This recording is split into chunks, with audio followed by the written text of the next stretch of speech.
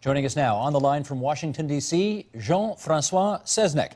He is visiting professor at Georgetown University and a contributor to Foreign Policy magazine. And monsieur, enchanté de faire votre connaissance and welcome to our broadcast. Nice to meet you.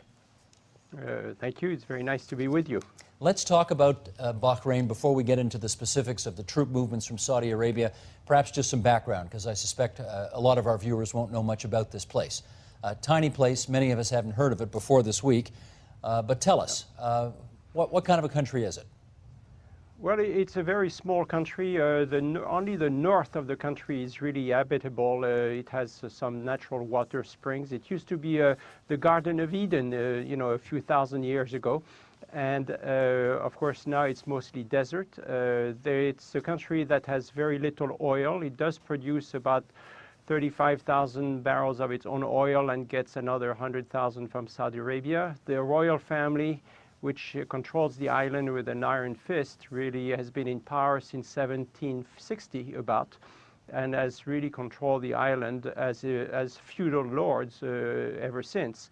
So the majority of the population is Shia. They're Shia of the same forms of Shiism as the Iranians and the Iraqis, but of course they're Arabs, not Iranians. Mm-hmm. And they are, very much feeling discriminated by the Al-Khalifas and a lot of the Sunnis there. And what is it that they've been protesting, I gather, for about a month now, and what is it that they want?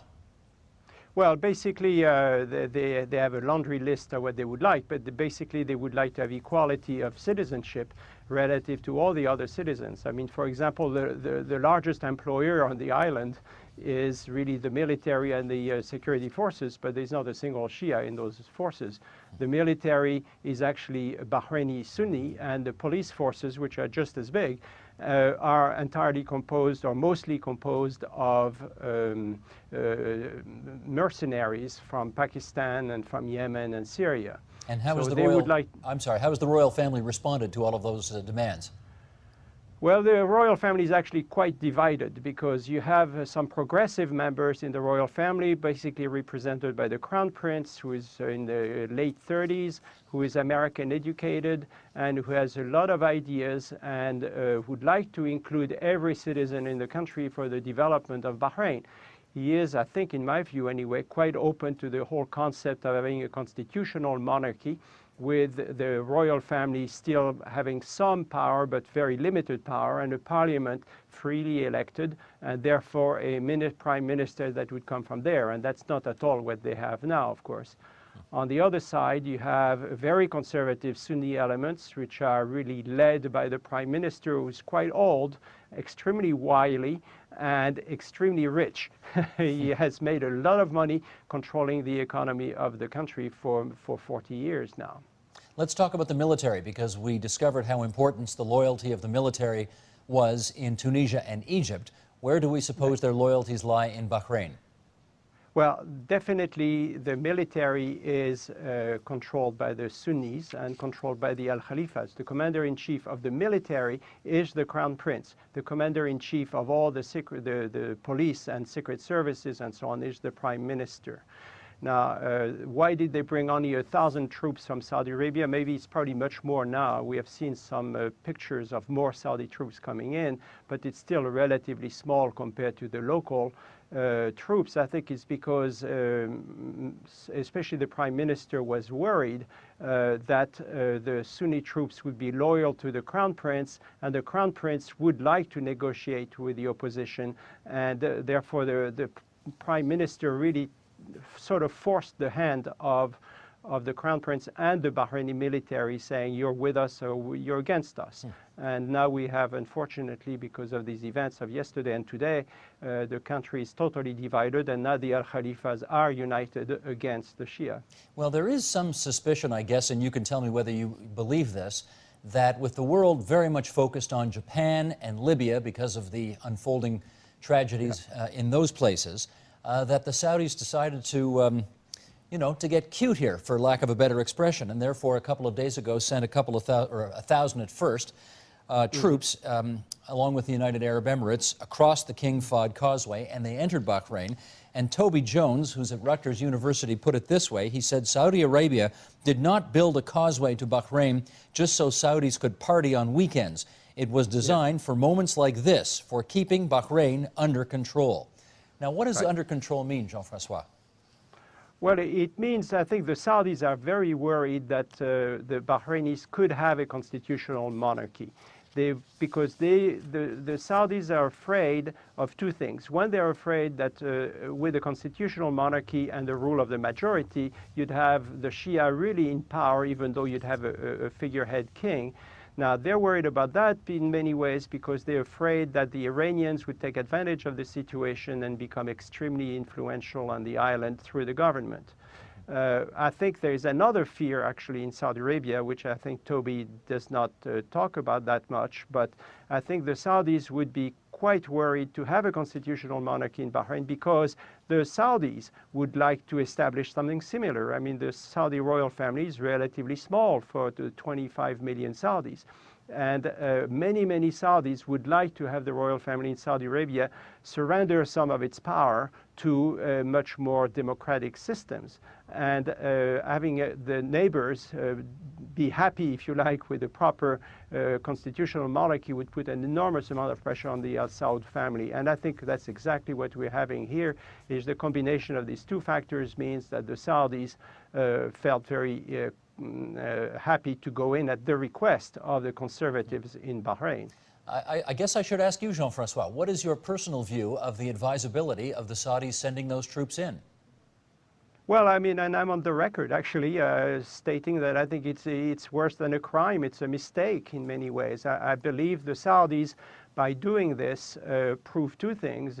One is they really make the Shia opposition united, and they force the Shia, especially after killing so many people today, the Shia will view Iran as their only savior in the long run, and that gives an opening to Iran to start getting very much involved in the kingdom, really. Do you think the Iranians were there already? No, I don't think so. I honestly don't think so. I think and I've lived many years in Bahrain, and there's a fair amount of tension between the Iranian Shia and the Arab Shia. I mean, there's no lost love between Iranians and Persians, whether they're Shia or Sunnis. And yeah, I mean, that for sure there has been some influence of Iran. There's no doubt about that. But by and large, the Bahraini Shia view themselves as Bahrainis, not Iranians. And now all of a sudden, Iran has an opening, you know. Let me, since you're in Washington, ask you about the American angle in this story, and that is, of course, this past weekend, the Defense Secretary Robert Gates visited Bahrain, and he had a meeting with members of the royal family in which he said, we don't want baby steps, we want real reforms. And then the next day, Saudi Arabia sends troops in. So why did the Saudis act so quickly on the heels of that American visit? I think honestly, the Saudis really wanted to pass a message to Washington that Saudi Arabia and Bahrain, but mostly Saudi Arabia, is in charge in the region, and the American administration can mealy-mouth all they want about democracy and so on. The fact is that the Saudis are in charge, and they just wanted to make that point. And they view that they're the only ones who know how to act in the context of the Gulf. They're the only ones who can tell the population what to do and how to do it, and they view very poorly Secretary Gates visiting the Crown Prince and the King of Bahrain, but not the Prime Minister, and then basically pushing for a constitutional monarchy. That really got their goat, and I think the Prime Minister of Bahrain really took advantage of that situation, of this annoyance, to invite the Saudis in. And they did it with pleasure, in great part to make a point to the United States. Well, the Americans and the Saudi royal family have had mostly, I think, good relations since going back to FDR, of course, all about oil. And I wonder whether you could characterize what you believe to be the state of that relationship now, in light of what you've just told us. Well, it's not always been perfect. I think one must remember that the king, in particular of Saudi Arabia, is extremely opposed to American policy in Palestine, and has really put a lot of pressure on the U.S. to change its policies relative to Israel, and has failed systematically. There was also a lot of tension after the bomb, the 2001, September 11, and they had to swallow a lot of insults from the United States at that time, so they were not terribly happy. And so the king really, in many ways, supports the United States and like to buy arms from the United States because he trusts the power of the United States, the military power of the United States. But honestly, I don't think there is any great love lost between the Saudis and the United States. There is respect, but I think in this case, the US, they felt, crossed a line and they had to make a point. All right, in our last minute then, you've got a picture of one of the branches of government of the United States behind you, the Capitol Dome. There's not any chance that anybody in that building's listening to this interview right now, but if they were to be, or if people in the Obama administration were to be listening right now, what would you tell them about what the United States government ought to be doing with regard to Bahrain right now?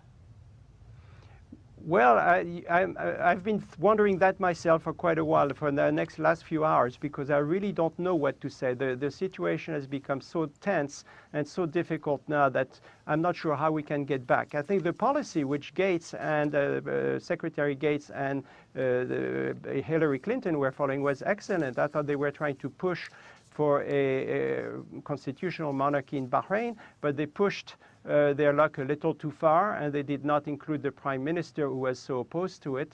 So I don't know now how you can change this until we wait for a little bit and a few weeks to see how it will evolve. And I wish I had a solution or even a recommendation, and I feel very bad that I don't at this time. Jean-François Seznec, it's good of you to join us on the line from Washington. Merci beaucoup. À la prochaine. De rien, merci beaucoup. Au revoir.